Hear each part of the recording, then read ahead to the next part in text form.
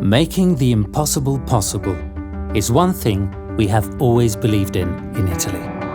Turning the light on, listening to the radio, answering the phone, sending emails have all become part of our daily life, thanks to some of the most incredible Italian minds who have designed and created something that did not exist before. For centuries, we have improved everyone's life using scientific knowledge and creativity, and even today, we set ambitious goals to imagine the future. Right now, somebody in Italy is trying to replicate the perfection of the human being by pushing the boundaries of robotics. Engineers are using cutting-edge technologies to redefine the concept of mobility through emotions.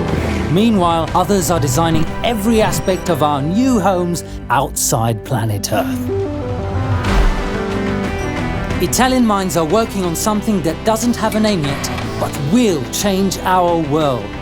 The Italian Tech Week is conceived for them, to support and empower all those who embrace technology to improve our future.